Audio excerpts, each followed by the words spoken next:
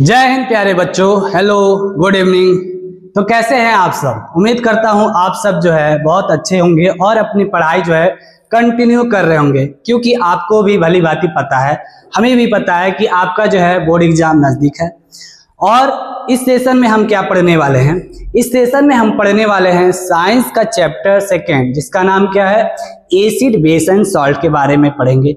इससे पहले हमने आपको पढ़ाया था केमिकल रिएक्शन एंड इक्वेशन, तो वह वीडियो आप जा करके वॉच कर लो और अपना मान लीजिए अगर कंप्लीट नहीं हो तो आप अपने टॉपिक जो है उससे क्लियर कर सकते हो। इस सेशन में हम पढ़ने वाले हैं एसिड, बेस एंड सॉल्ट के बारे में। आप लोग प्रीवियस ईयर जाके देखो, प्रीवियस ईयर के क्वेश्चन में जाकर के देखो कि आपका जो साइंस का पोर्शन है इस चैप्टर से वेटेज रखता है, यानी कि कुछ ज्यादा सवाल पूछे जाते हैं। ठीक है, तो एसिड, बेस एंड सॉल्ट का यह सेशन होने वाला है। थंबनेल देख लीजिए, कुछ इस तरीके का थंबनेल लगाया है मैंने। इस सेशन में हम क्या पढ़ने वाले हैं बच्चों? ध्यान दीजिए, इस सेशन में हम पढ़ने वाले हैं एसिड, बेस एंड सॉल्ट के बारे में। एसिड, बेस एंड सॉल्ट के बारे में टॉपिक नेम क्या है, महत्वपूर्ण टॉपिक क्या है, आइए जानते हैं। सबसे पहले एसिड एंड बेसिस के बारे में कि एसिड बेस क्या होता है उसके बारे में। General characteristics of acid and bases, acid and bases के कुछ अपने गुण होते हैं उनके बारे में पढ़ेंगे। Chemical properties of acid and bases, acid and bases के कुछ केमिकल प्रॉपर्टीज है उनके बारे में जानेंगे। Acidity and alkalinity in terms of pH, यानी कि पीएच के टर्म्स में एसिडिटी और बेस कैसे फाइंड किया जाता है, एसिड और बेस को कैसे फाइंड किया जाता है वो भी जानेंगे, और खुद पीएच क्या होता है उसके बारे में भी सीखेंगे। Explore everything on salt, salt मतलब क्या होता है? लवण। सॉल्ट के बारे में जानेंगे, उनकी फैमिली के बारे में जानेंगे। जी हाँ, जिसमें आपको पूछा जाता है baking soda, washing soda, bleaching powder, POP मतलब प्लास्टर ऑफ पेरिस, और इसमें जिप्सम भी पूछा जाता है, इसको भी हम जानेंगे। ठीक है, तो आइए स्टार्ट करते हैं बहुत ही प्यारे सेशन को। आप अपना कॉपी किताब क्या करोगे, खोल करके बैठ जाइए और जहां भी आप पढ़ाई करते हो कमर कस लीजिए, अब आगे बढ़ा जाए। देखो, सबसे पहले बात आता है एसिड के बारे में। एसिड क्या होता है? मान लीजिए हम अपने डेली लाइफ में अगर कोई खट्टी चीजें खाते हैं तो उसका खट्टापन होना एसिड है। जैसे अगर मान लीजिए हम क्या खा रहे हैं, नींबू खा रहे हैं, और उस नींबू में क्या है? खट्टापन है, तो कहीं ना कहीं उसमें क्या मौजूद है? एसिड मौजूद है, यानी कि अम्ल मौजूद है। अदर साइड अगर मान लीजिए आपको दही दे दिया जाए और दही आप खा रहे हो, आपको खट्टा लग रहा है, तो उस दही में भी मौजूद क्या है? एसिड मौजूद है, यानी कि एसिड क्या है? एक खट्टा वस्तु है। अब यहां देखो बात है, जैसे अगर आपको एंटेस्टिंग हो जाए, यानी कि चींटियां आपको काट ले, तो वहां क्या हो जाता है? जलन होने लगती है। किसके बदौलत? एसिड के बदौलत। तो अब बात करते हैं एसिड के बारे में। देखिए प्यारे बच्चों, the word acid derive from the Latin word acidus which literally means sour. क्या बोलता है कि ये जो ACID एसिड है, यह जो है लैटिन वर्ड से लिया गया है, जिस वर्ड का नाम है एसिडस, और इसका मतलब होता है सावर, यानी कि खट्टा। तो खट्टा किससे रिलेटेड होता है? एसिड से। अब यहां बात करते हैं according to ionization theory of Arrhenius, Arrhenius के कॉन्सेप्ट के आधार पर एसिड किसको कहा जाए? परिभाषा क्या कहता है कि पढ़ते हैं, substance that give H plus in hydrated and apart from ions, they do not give any other cations, they are called acid। मतलब कि अगर कोई वस्तु है, कोई सब्सटेंस है, जब उसको आप क्या करोगे? वाटर में मिलाओगे, पानी में मिलाओगे, तो हमें क्या मिलेगा? H प्लस आयंस मिलेगा। और यह H प्लस आयंस मिलने के हिसाब से आप कह सकते हो कि वह वस्तु जो है एसिड है। क्या है? एसिड है। जैसे यह कुछ एग्जाम्पल लिखे हुए हैं। HCl, HCl को जब आप तोड़िएगा तो H प्लस Cl माइनस में टूटेगा, और HCl का नाम हो जाता है हाइड्रोक्लोरिक एसिड, हाइड्रोक्लोरिक एसिड। क्या हो जाता है, HCl का नाम हो जाता है। और HNO3 को जब आप तोड़ते हो तो H प्लस NO3 माइनस में टूटता है और इसका नाम क्या हो जाता है, HNO3 का नाम हो जाता है नाइट्रिक एसिड। क्लियर है, किसका नाम हो जाता है, HNO3 का। बहुत ही प्यार से देखिए बच्चों, यह चैप्टर जो है बहुत ही बारीकी से हम आपको समझा रहे हैं, तो ध्यान दीजिए। और H2SO4 को जब आप तोड़िएगा तो 2H यानी कि H प्लस SO4 2 माइनस में टूटेगा। देखो सल्फ्यूरिक एसिड यानी कि अम्लों का राजा, किंग ऑफ एसिड कहलाता है। नाम क्या है, sulphuric acid. Sulphuric acid, sulphuric acid किसको बोल सकते हो आप, H2SO4 को। और CH3COOH, H plus CH3COO minus में टूटता है। तो यहां देखिए इसका मतलब क्या हो जाएगा, इथेनोइक एसिड। Ethanoic acid. अब बात किया जाए, क्या बोलता है, hydrogen ion can not exist, hydrogen ion cannot exist freely in aqueous solution, so it combines with a molecule of water to form hydronium ion। मतलब कि यह बोला जा रहा है कि हाइड्रोजन जो आयन है यह फ्रीली जो है एक्वस सॉल्यूशन में मूव नहीं कर पाता है। इसीलिए अगर मान लीजिए जब हाइड्रोजन आयन को पानी में अगर ऐड किया जाए, वाटर में ऐड किया जाए, तो हमें क्या मिलता है, एक तरह का आयन मिलता है, यानी कि H3O प्लस मिलता है, जिसको नाम दिया जाता है हाइड्रोनियम आयन। कौन सा नाम, हाइड्रोनियम आयन। फॉर्मूला क्या है, H3O प्लस, H3O प्लस। अब बात करो, सो एसिड्स आर दो substance which give H3O plus यानी कि hydronium ion in aqueous solution. क्या बोल रहा है कि एसिड एक ऐसा वस्तु है जो पानी में घुलने के बाद हमें क्या दे, हाइड्रोनियम आयन दे। क्या समझे, आरएनएस के कॉन्सेप्ट के आधार पर क्या समझे कि एसिड एक ऐसी वस्तु है, एसिड एक ऐसा सब्सटेंस है जिसको अगर आप पानी में डालते हो तो वहां H प्लस आयंस या हाइड्रोनियम आयन हमें मिलेगा। क्लियर। जैसे कुछ एग्जांपल देख लो कि HCl क्या है बच्चों, यहां देखो HCl एक हाइड्रोक्लोरिक एसिड है। जब आप इसको क्या करोगे, वाटर में मिलाते हो तो हमें जो है क्या मिलेगा, यहाँ H अकेला, यहाँ H 2, तो कुल मिलाकर 3 हाइड्रोजन और यह एक ऑक्सीजन H3O प्लस, और क्या बच गया Cl का माइनस, H3O प्लस। ये क्या चीज है, यह हो जाएगा हाइड्रोनियम आयन। यानी कि क्या समझे, एसिड को पानी में मिलाने में हमको क्या मिलेगा, हाइड्रोनियम आयन। यह किसका कहना है बच्चों, यह कहना है किसका, आरएनएस भाई साहब। यहां तो क्लियर है। अब बात किया जाए आगे तो क्या कहते हैं, देखिए बहुत ही प्यार से बारी बारी समझेंगे। The strength of an acid depends on the concentration of H plus ion present in it। यानी कि कोई अगर एसिड है वह ताकतवर है या वीक है, ताकतवर है या वीक है, कैसे पता चलेगा कि उसमें H प्लस आयंस जो मौजूद हैं कितने हैं, ज्यादा होंगे तो स्वाभाविक बात है वह हार्ड एसिड होगा, स्ट्रॉन्ग एसिड होगा। H प्लस आयंस कम होंगे तो वीक एसिड होगा। याद देखिए, those acid which ionize completely in aqueous solution.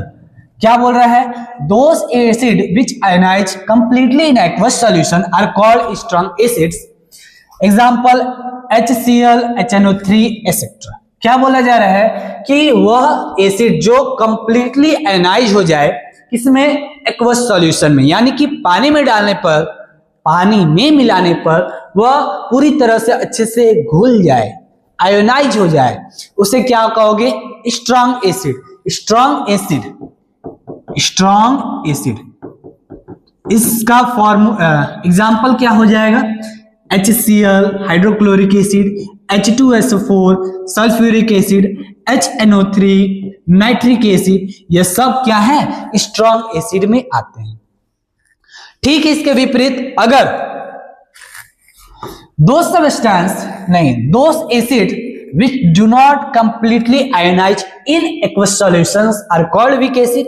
यानी कि क्या समझ रहे हो, वह एसिड जो पूरी तरह से आयोनाइज नहीं हो पाए aqueous solution में, वह क्या है, वीक एसिड है। यानी कि पानी में वह अच्छी तरह से आयोनाइज नहीं हो पाए। जैसे एग्जाम्पल क्या है बच्चों, H2CO3, यहां मिटा दे रहे हैं, इसको लिखते जाना। वीक एसिड में क्या लिख पाओगे, वीक एसिड, एसिड भी है, एसिड भी है वह भी कमजोर, यानी कि H2CO3 और CH3COOH, ethanoic acid, etcetera etcetera. क्या चीज समझे कि वह एसिड जो पानी में अच्छी तरह से आयोनाइज हो जाए, क्या मतलब, स्ट्रॉन्ग एसिड कहलाएगा। Example HCl HNO3। इसके विपरीत एक ऐसा एसिड जो पानी में अच्छी तरह से आयोनाइज नहीं हो, एग्जाम्पल CH3COOH, H2CO3, है ना। अब बात करो general properties of acid. Acid तो है लेकिन इसके कुछ अपने क्या होते हैं, गुण भी होते हैं, उनके बारे में हम जानते हैं। देखो सबसे पहले they give H+ ions in aqueous solution, यानी कि अभी हम बताएं आपको कि एक्वस सॉल्यूशन में पानी में घोलने पर हमें क्या मिलते हैं, एसिड को पानी में जब घोला जाए तो क्या मिलता है, हमें H+ आयंस मिलता है। समझ में आ रहा है। They turn blue litmus paper two red. Litmus paper क्या होता है, तो लिटमस पेपर एक ऐसा पेपर होता है, कुछ इस तरह का होता है, मान लीजिए कुछ इस तरह का लिटमस पेपर होता है, और यह लिटमस पेपर चेक करने के लिए होता है कि हमारा सब्सटेंस एसिड है या बेस है, एसिड है या बेस है। तो जो अगर एसिड है, इस एसिड में मान के चलिए आप जो है लिटमस पेपर को डालिएगा कुछ इस तरीके से, तो यह पहले तो रेड होगा, लेकिन एसिड में डालने पर यह क्या हो जाएगा, सॉरी देखिए यह एसिड है, यह भाई साहब एसिड है, यह तो लिटमस है। जब एसिड में आप लिटमस पेपर को डालिएगा तो ब्लू पहले होगा, ठीक है, और बाद में क्या हो जाएगा, रेड हो जाएगा। यह कॉन्सेप्ट को याद रखना। तो क्या करता है, they turn blue litmus to red. उसके बाद they are soluble in water and when dissolve in water generate heat. क्या मतलब कि एसिड जो होता है वो पानी में तो घुल जाता है, लेकिन पानी में घुलने के बाद उसमें से क्या होती है, उष्मा निकलती है, हीट निकलता है, पानी गर्म हो जाता है जहां भी आप उसे करो। They are Sawar in test, यानी कि इसका मतलब क्या है, वह टेस्ट में खट्टे होते हैं। काफी इजी है यहां तक। उसके बाद देखो reaction with carbonates and bicarbonates to release carbon dioxide, यानी कि एसिड को जब आप कार्बोनेट्स और बाइकार्बोनेट के साथ रिएक्शन करवाते हो तो वहां जरूरी है कार्बन डाइऑक्साइड जो है इवॉल्व करेगा। रिएक्शन समझ लो, यहां बता रहे हैं जैसे Na2CO3, यह क्या है, कार्बोनेट है, CO3 लगा है यानी कि कार्बोनेट है, और HCl, यह क्या है, HCl क्या है, एसिड है, काफी अच्छा एसिड है। जब आप इसको रिएक्शन करवाओ तो मान लीजिए 2NaCl बन गया, CO2 बन गया और वाटर बन गया। तो क्या समझे, यह है कार्बन डाइऑक्साइड। जब आप कार्बोनेट को एसिड के साथ रिएक्शन करवाते हो तो in the case carbon dioxide जो है बनेगा। यह कुछ इसके एग्जाम्पल हो गए। देखिए यहां भी है NaCO3 कार्बोनेट वाला HCl मिला है, तो यहां भी क्या बन गया, NaCl बन गया और कार्बन डाइऑक्साइड बन गया। क्लियर है।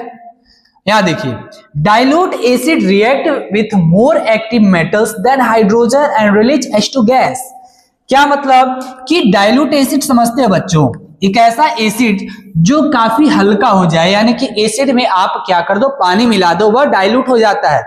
तो dilute acid react with more active metals then hydrogen and release hydrogen gas. क्या मतलब कि मान लीजिए Fe फेरस है, काफी हाईली रिएक्टिव मेटल है, इसको जब आप रिएक्शन करवाइएगा किसके साथ, सल्फ्यूरिक एसिड यानी कि एसिड के साथ, और यह भाई साहब क्या है, डाइल्यूट है, पतला है, तो क्या बन जाएगा हमारा फेरस सल्फेट, और यहां से जो है हाइड्रोजन गैस क्या है, इवॉल्व करेगा।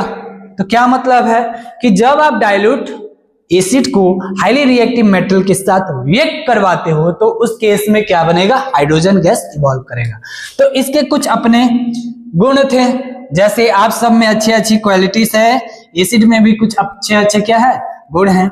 अब बात करते हैं बेसिस के बारे में। बेस क्या चीज होती है, जैसे एग्जाम्पल के तहत मान लो साबुन, सॉप जानते हो, काफी स्लिपरी होता है, टेस्ट में कैसा होता है, कड़वा। तो यहां समझो वही कॉन्सेप्ट के आधार पर, जैसे एसिड क्या हो रहा था, पानी में घोलने पर H+ आयन दे रहा था, ठीक उसका ऑपोजिट यहां बेस को जब आप डालिएगा, एक ऐसा सब्सटेंस जिसको आप पानी में डालोगे तो वहां क्या होगा, OH माइनस यानी कि हाइड्रोक्साइल आयन मिलेगा, तो उसको आप बेस कह सकते हो।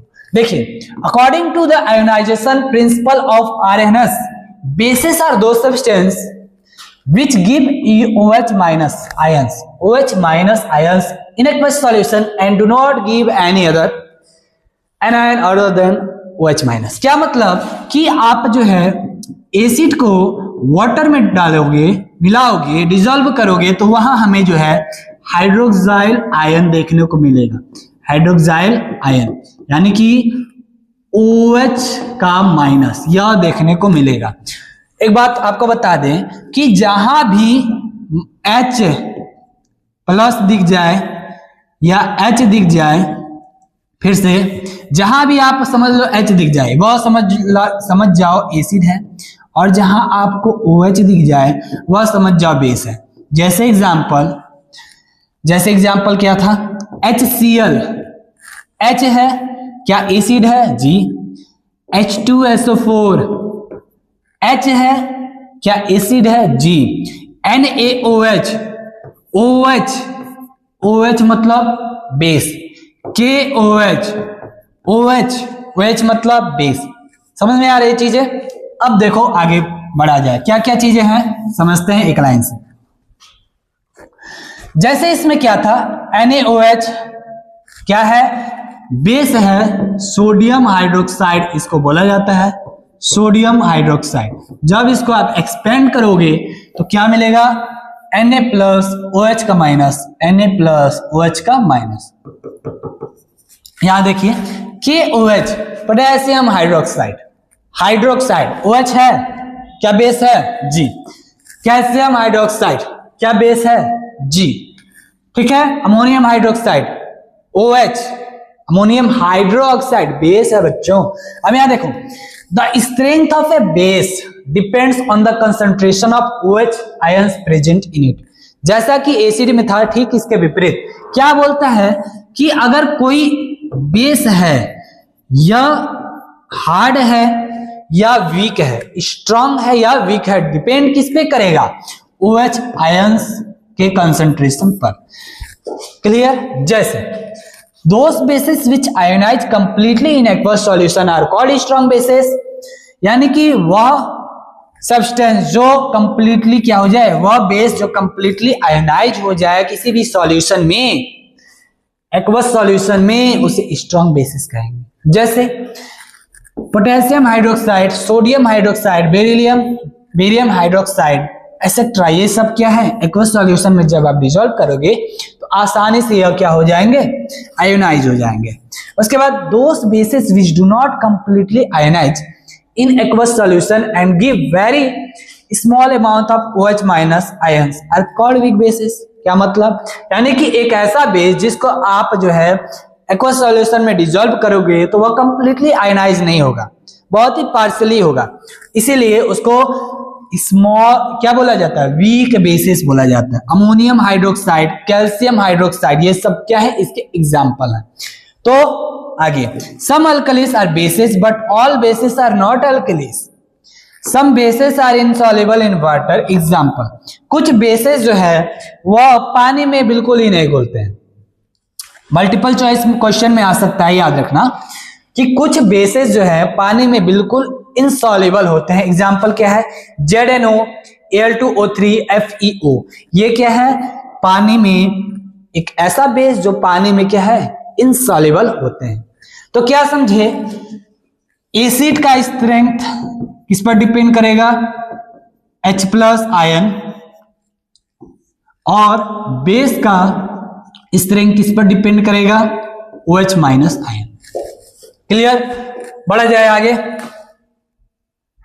स्क्रीनशॉट ले लो, स्क्रीनशॉट लेते रहिएगा या अपने कॉपी में राइट डाउन करते रहिएगा। बढ़ा जाए आगे बच्चों। देखिए अब एसिड के बारे में तो हम लोगों ने पढ़ लिया था, बेस के बारे में पढ़ा जाए। क्या क्या चीजें हैं? General properties of bases. पहला क्या है? They have a bitter taste. कड़वापन, जिस तरह करेले का टेस्ट होता है सेम उसी प्रकार। They give OH minus ion in aqueous solution. Base को एक्वस सॉल्यूशन में डालने पर OH माइनस आयन हमें मिलता है। They turn red litmus to blue. यह अभी बताते हैं एक ट्रिक हम आपको।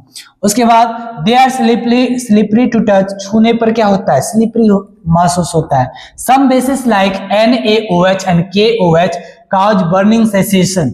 यानी कि कुछ बेसिस जो होते हैं काफी रिएक्टिव होते हैं, उसमें आग भी पकड़ सकता है। They conduct electricity in aqueous solution. Basis के तहत आप जो है इलेक्ट्रिसिटी को कंडक्ट करवा सकते हैं। देखिए they neutralize acid and acidic oxide to form salt and water. यह हम आपको बताते हैं। देखो सबसे पहले एक क्वेश्चन कि मान लो कौन सा सब्सटेंस ब्लू को रेड में चेंज करेगा, यानी कि लिटमस पेपर जो होता है, लिटमस पेपर जो होता है यह रेड से ब्लू कब होगा और ब्लू से रेड कब होगा? बात बहुत ध्यान से देना। ब्लू से रेड कब होता है? जब एसिड को में आप लिटमस पेपर को डालोगे तो ब्लू से रेड होगा। ठीक है, क्या होगा? ब्लू से रेड होगा। लेकिन जब आप बेस में लिटमस पेपर को डालते हो तो रेड से क्या हो जाता है? ब्लू हो जाता है। बी से बेस, बी से ब्लू, बी से बेस, बी से ब्लू, बी से बेस, ब्लू से, है ना, ब्लू। तो याद रख लेना बेस जो होता है वह लिटमस पेपर को ब्लू में टर्न कर देता है। कैसा होता है? शुरुआत में रेड, बाद में क्या होता है? ब्लू। काफी इजी। उसके बाद एसिड जो है ब्लू से रेड में कन्वर्ट कर देता है। काफी इजी सवाल है, आगे बढ़ा जाए। बहुत ज्यादा चीजें हैं, याद देखिए। इसके पहले कुछ छूटा था, यह तो छूट गया था बच्चों, ध्यान नहीं देते। याद देखो, इसको भी जानते हैं। They neutralize acid and acid oxide to form salt and water. क्या बात है कि बेस जो होता है यह एसिड के साथ रिएक्ट करके सॉल्ट बनाएगा और वाटर बनाएगा। और यह क्या है कि बेस और एसिड जब आपस में रिएक्ट कर जाते हैं तो वहां जो है न्यूट्रलाइज रिएक्शन कहलाते हैं। मतलब कह रहा है यानी कि जो बेस होता है एसिड के साथ रिएक्ट करके चीजों को क्या कर देता है? पूरी तरह न्यूट्रलाइज कर देता है और सॉल्ट और वाटर बनाता है। एग्जाम्पल के तहत अगर मान लीजिए NaOH क्या है? बेस है। HCl क्या है? एसिड है। अगर इन दोनों का रिएक्शन करवाते हो तो NaCl बनेगा, जिसको आप बहुत प्यार से सॉल्ट कहते हो, और इसमें से H2O बनेगा, जिसको आप बहुत प्यार से क्या कहते हो? वाटर कहते हो। यानी कि बेस को आप जो है एसिड के साथ रिएक्ट करवा कर क्या कर दिए? चीजों को न्यूट्रलाइज कर दिए, जहां पर सॉल्ट और वाटर का फॉर्मेशन होता है। आगे बढ़ा जाए, देखते रहिए, लिखते रहिए, पढ़ते रहिए, आगे बढ़ा जाए। देखिए यहां से आपका मेन टॉपिक चालू होता है जो आपके एग्जामों में काफी पूछा जाता है। आपके एग्जामों में काफी पूछा जाता है। देखिए how do acid and basis react with metals, कि कैसे एसिड और बेस रिएक्ट करते हैं मेटल के साथ अकेले। सुनिए, अगर बात किया जाए सबसे पहले एसिड और मेटल के रिएक्शन के बारे में, तो सिर्फ आप इस लाइन को याद रखिएगा। क्या लिखा है? एसिड और मेटल आपस में रिएक्ट करते हैं तो सॉल्ट बनाते हैं, हाइड्रोजन गैस बनाते हैं। पहला याद हो गया कि एसिड और मेटल आपस में रिएक्ट करते हैं तो सॉल्ट बनाते हैं, हाइड्रोजन गैस बनाते हैं। उसको भूल जाओ। यहां देखो, क्या जिंक जो है मेटल में आता है? जिंक जो है मेटल होता है भाई साहब, हाँ। और H2SO4 क्या होता है? H2SO4 एसिड होता है। तो जब आप जिंक और H2SO4 का रिएक्शन करवाओगे तो जिंक ये और सल्फेट ये, तो क्या बन जाएगा ZnSO4 और हाइड्रोजन गैस। तो क्या समझे कि जब जो है मेटल और एसिड का रिएक्शन करवाते हैं तो सॉल्ट बनता है और हाइड्रोजन गैस बनता है। समझ में आया? चीजें रटने की नहीं है। यहां देखो, जब आप मेटल को किससे एसिड के साथ रिएक्ट करवाते हो तो सॉल्ट बनता है और हाइड्रोजन गैस बनता है। काफी इजी है। जैसे एक एग्जांपल के तहत आप इसको लिख सकते हो, zinc metal react with sulphuric acid form zinc sulphate and hydrogen gas. आगे बढ़ा जाए। देखो अगला केस क्या है, बेस को आप जो है मेटल के साथ रिएक्ट करवाते हो तो सॉल्ट बनेगा, हाइड्रोजन गैस बनेगा। सेम केस, रटो नहीं। यहां देखो, क्या Zn क्या है? Zn क्या है बच्चों? क्या मेटल है? जी। NaOH क्या है? क्या यह बेस है? जब आप इसको रिएक्ट करवाओगे तो क्या बनेगा?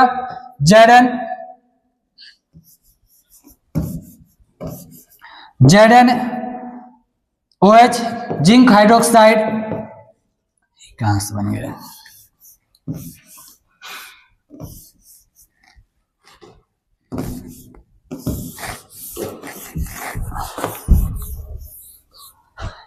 इसके बाद जब आप जो है बेस और मेटल का रिएक्ट करवाते हो आपस में तो सॉल्ट बनता है, हाइड्रोजन गैस बनता है। जैसे यहां देखो, sodium hydroxide solution react with zinc to liberate hydrogen gas, यानी कि जिंक को क्या है मेटल है या बेस है, जब रिएक्ट करवाते हो तो सॉल्ट बनता है और हाइड्रोजन गैस बनता है। बस इतनी सी बात है। Aluminium metal react with sodium hydroxide solution to liberate hydrogen gas. काफी इजी है, यहां भी देख लो। अल्युमिनियम क्या मेटल है? जी। NaOH क्या यह बेस है? जी। यानी कि मेटल और बेस को रिएक्ट करवाते हो तो क्या बन जाता है? ये चीजें बन जाती हैं।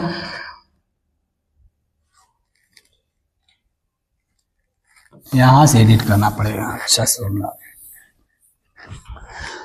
अब यहां से क्या बात है, जब आप बेस को मेटल के साथ रिएक्ट करवाते हो तो सॉल्ट बनता है और हाइड्रोजन गैस बनता है। आइए समझते हैं एक एग्जांपल। जैसे aluminium metal react with sodium hydroxide solution to liberate hydrogen gas. मतलब क्या है, क्या अल्युमिनियम जो है मेटल है? यह मेटल है, हाँ। NaOH क्या है? बेस है, हाँ। जब यह रिएक्ट कर गए तो क्या बन गया? यह सॉल्ट बन गया, जी। और यह क्या हो गया? हाइड्रोजन गैस बन गया। यानी कि मेटल जो है आप रिएक्ट करवाओगे बेस के साथ तो सॉल्ट बनेगा, हाइड्रोजन गैस बनेगा। दो चीजें आप इस लाइन को याद कर लीजिए और इस लाइन को। बढ़ा जाए आगे, सीखते रहिए आगे क्या क्या चीजें। देखो, मेटल कार्बोनेट और मेटल हाइड्रोजन कार्बोनेट रिएक्ट करेगा एसिड के साथ, तब क्या बनेगा? जैसे ऊपर का जो लाइन है, मेटल कार्बोनेट और मेटल हाइड्रोजन कार्बोनेट को जब आप रिएक्ट करवाओगे एसिड के साथ रिएक्ट करवाते हो तो क्या बनता है? क्लियर? तो यहां पर हमें सॉल्ट मिल जाएगा, वाटर मिल जाएगा और कार्बन डाइऑक्साइड मिल जाएगा। नहीं समझ में आ रहा है? यहां देखिए, जैसे क्या कार्बन हाइड्रोक्साइड क्या है? बेस है। ये प्रेसिपिटेशन रिएक्शन छोड़िए, यहां देखिए मेटल कार्बोनेट है। Na2CO3 क्या है? मेटल कार्बोनेट है, जी। HCl क्या है? एसिड है। जब आप इसको रिएक्शन करवाए, जैसे Na2CO3 कार्बोनेट, जब आप इसको एसिड के साथ रिएक्ट करवा रहे हो तो यहां हमें मिल जा रहा है 2NaCl, सॉल्ट मिला, और वाटर H2O वाटर और CO2 गैस। जब आप कार्बोनेट को एसिड के साथ रिएक्ट करवा रहे हो तो सॉल्ट, वाटर, कार्बन डाइऑक्साइड हमें मिल रहा है। तो क्या समझे कि मेटल के कार्बोनेट को, मेटल हाइड्रोजन कार्बोनेट को जब एसिड के साथ रिएक्ट करवाते हैं तो सॉल्ट, वाटर और कार्बन डाइऑक्साइड मिलता है। काफी अच्छा एग्जांपल है। अब यहां देखो, एक नोट में लिखा है, a milky coloured precipitate of calcium carbonate CaCO3 is formed when the carbon dioxide gas produced in this reaction is passed through lime water। यानी कि प्रेसिपिटेट ऑफ कैल्शियम कार्बोनेट, इसको याद रखना कि बोला जाता है लाइम वाटर से जब आप कार्बन डाइऑक्साइड को पास करते हो तो यह क्या बन जाता है, कैल्शियम कार्बोनेट और वाटर। क्लियर? बहुत ही ध्यान से यहां समझो। Acid and base react with each other. अब तो हमने पढ़ा था कि एसिड और मेटल रिएक्ट करते हैं तब क्या बनेंगे, बेस और मेटल रिएक्ट करेंगे तो क्या बनेंगे। लेकिन एसिड और बेस खुद जब है रिएक्ट करेंगे तो क्या होगा, यहां देखिए, यह आपके एग्जाम में आता है, काफी बार पूछा जाता है, लेकिन सिंपल सा है। जब आप एसिड और बेस को आपस में रिएक्ट करवाते हो तो हमें सॉल्ट मिलेगा और वाटर मिलेगा। इस लाइन को याद रखिएगा। यानी कि when acid react with base to form salt and water and also known as neutralisation reaction. कौन सा रिएक्शन? Neutralisation reaction. न्यूट्रलाइजेशन रिएक्शन यानी कि जब आप एसिड और बेस को आपस में रिएक्ट करवाते हो तो सॉल्ट और वाटर बन जाए तो इसे जो है न्यूट्रलाइजेशन रिएक्शन कहते हैं। जैसे काफी अच्छा एग्जांपल है, बार बार देखोगे, क्या बता दो यह हमें, NaOH क्या है, OH लगा यानी कि बेस है, HCl H लगा यानी कि एसिड है। जब आप इसको रिएक्ट करवा दिए तो यहाँ Na और यहाँ Cl, NaCl बन गया प्लस H और OH कुल मिलाकर H2O। क्या बना, यह तो हो गया सॉल्ट और यह तो हो गया वाटर। चीजें समझ में आई कि जब आप एसिड और बेस या बेस और एसिड को रिएक्ट करवाते हो तो सॉल्ट बनेगा और वाटर बनेगा, जिस रिएक्शन को क्या बोला जाता है, न्यूट्रलाइजेशन रिएक्शन। काफी इजी है, याद रखना। आगे बढ़ा जाए, देखिए अब बात कर लो कि मेटल ऑक्साइड और एसिड को जब रिएक्ट करवाओगे तो वहां भी सॉल्ट और वाटर बनेगा। बहुत ही ध्यान से समझिएगा कि copper oxide react with HCl to form salt and water. इस लाइन को याद रखना बच्चों कि मेटल ऑक्साइड और एसिड को जब रिएक्ट करवाओगे तो सॉल्ट बनेगा और वाटर बनेगा। यहां देखिए कॉपर ऑक्साइड यहां है, क्या CuO कॉपर ऑक्साइड है जी। जब आप इसको HCl के साथ रिएक्ट करवा देते हो, HCl क्या है, एक एसिड है, हम यहाँ बैलेंस लिख रहे हैं ऊपर से देख करके, तो Cu इसका Cl इसका, तो क्या बन गया, कॉपर क्लोराइड प्लस वाटर। क्या समझे, कॉपर यानी कि मेटल का ऑक्साइड को अगर एसिड के साथ रिएक्ट करवाया जाए तो यहां भी हमें जो है सॉल्ट मिलेगा और वाटर मिलेगा। कि काफी इजी है, जब मेटल ऑक्साइड को एसिड के साथ रिएक्ट करवाया जाए तो सॉल्ट मिलेगा और वाटर मिलेगा। अब due to the formation of copper chloride in this reaction is colour is blue green. इसके तहत यह जो कॉपर क्लोराइड होगा यह ब्लू ग्रीन इसका कलर हो जाएगा इस रिएक्शन के तहत। अब आगे देखो, the oxide of metals are of basic nature. बहुत ध्यान से, यानी कि the oxide of metals are of basic nature and they are called metallic oxide. देखो मेटल का जो ऑक्साइड होता है वह बेसिक नेचर का होता है, बेसिक नेचर।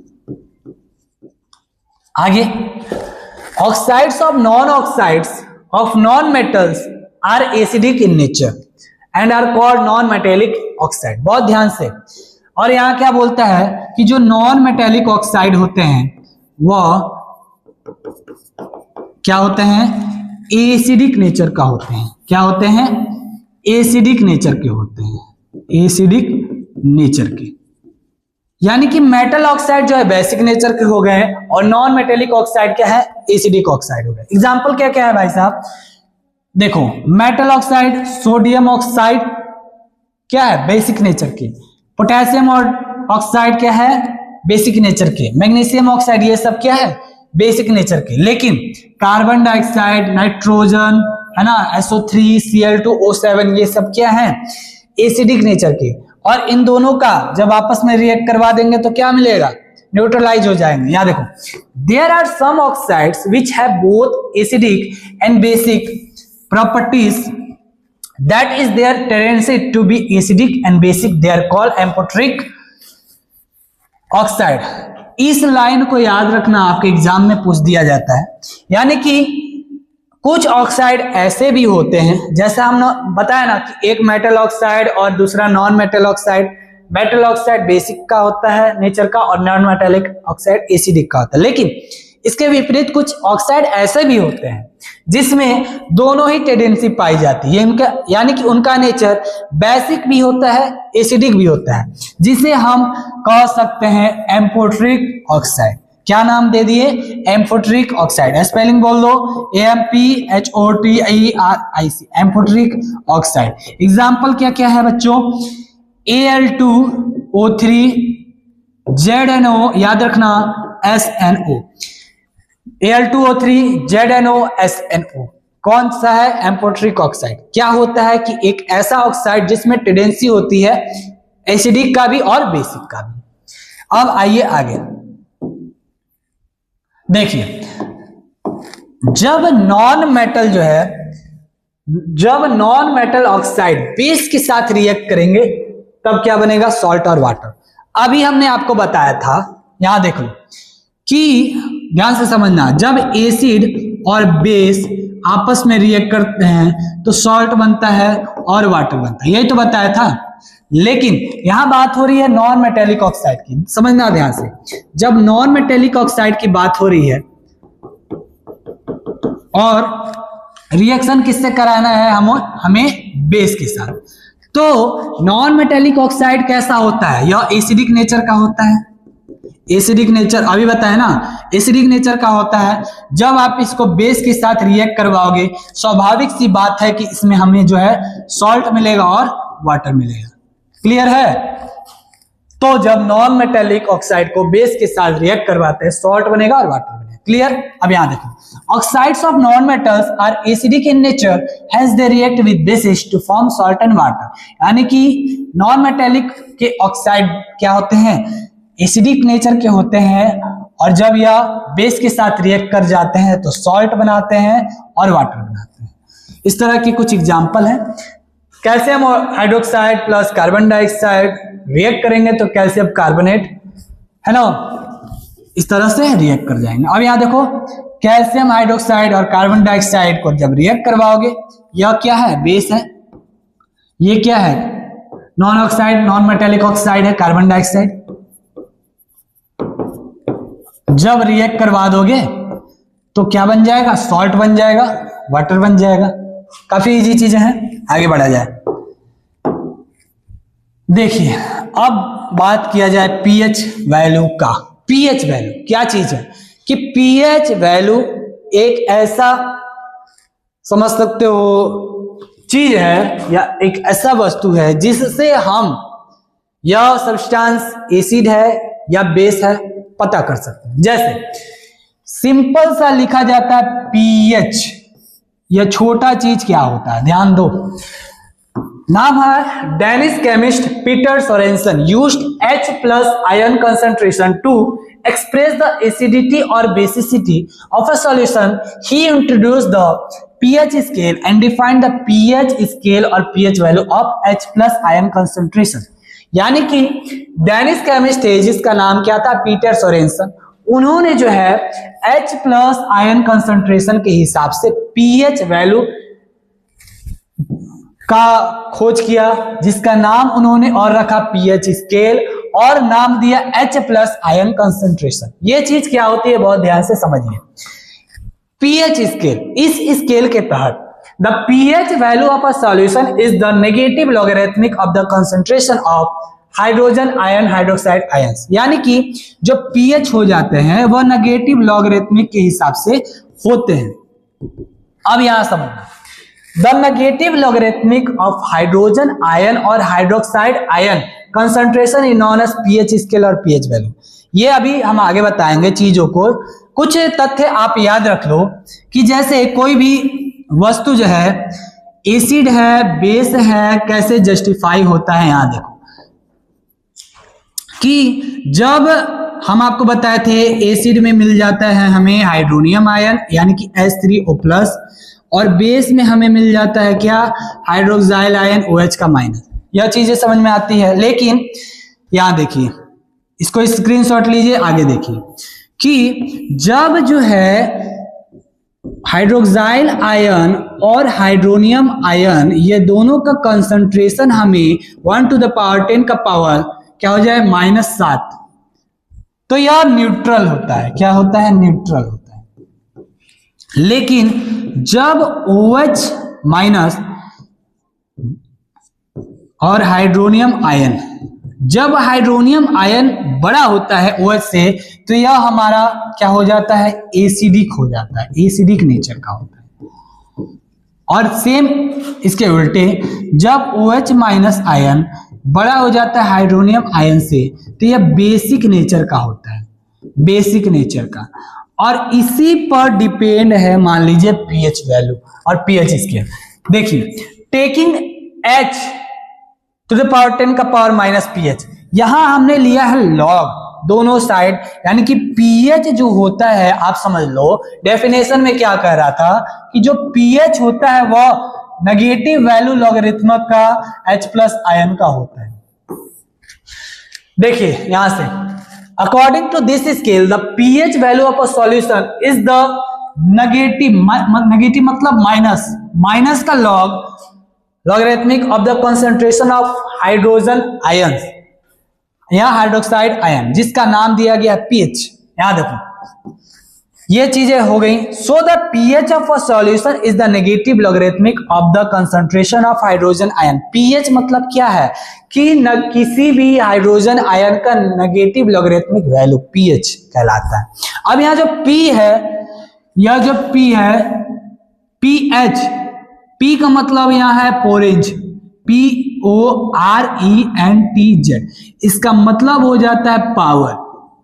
किसका पावर, हाइड्रोजन आयन का पावर, हाइड्रोजन आयन का पावर। ठीक है, आगे बढ़ा जाए, इसको हम समझते हैं बहुत डिटेल में। देखिए क्या बात है कि P in pH is derived from a Danish word, इसका नाम पोरेंज, which means power, that is pH means the power of hydrogen। यानी कि जो pH में अभी बताए थे, pH लिख रहे हो और इस pH में जो P है इसका मतलब क्या है, पोरेंज है, और इस पोरेंज का मतलब होता है पावर। किसका पावर, हाइड्रोजन का, हाइड्रोजन आयन का। क्लियर है, हाइड्रोजन आयन का। अब आगे, pH scale indicates increasing or decreasing acidity or basicity of a solution at a given temperature। यानी कि pH स्केल इंडिकेट करवाता है कि कोई भी सॉल्यूशन एसिड में होगा या बेस में होगा। समझ में आ रहा है, कम एसिडिक होगा या ज्यादा एसिडिक होगा, कम बेसिक होगा या ज्यादा बेसिक होगा, इस तरह की चीजें। pH depends on the concentration of H+ ion. pH किस पे डिपेंड करता है, H+ आयन के कंसंट्रेशन में। अब यहां देखो, pH range from 0 to 14, 1 for 14, यानी कि 0 से लेकर 14 तक pH रेंज जो है डिफर करता है रूम टेम्परेचर यानी कि 25 डिग्री सेल्सियस पर।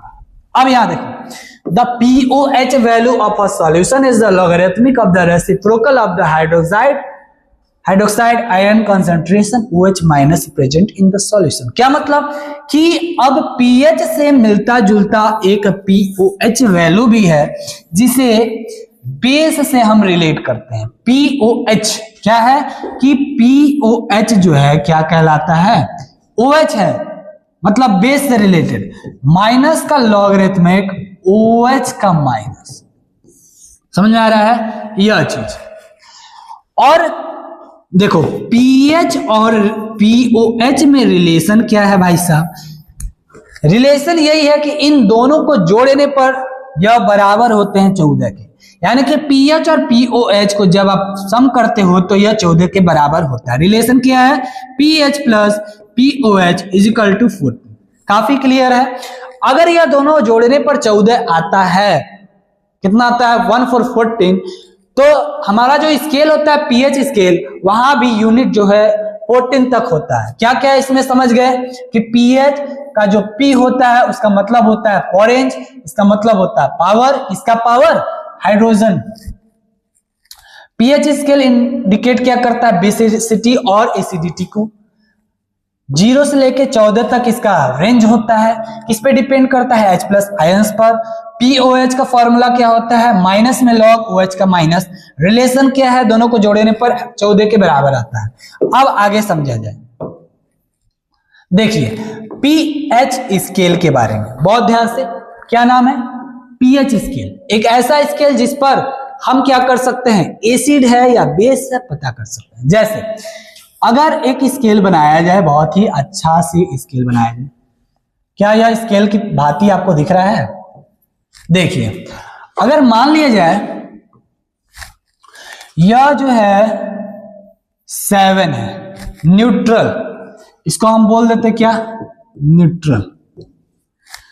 और 6 5 4 3 2 1 0। आप यहां सिर्फ समझो 7 के बाद क्या आता है, 8 9 10 11 12 13 14।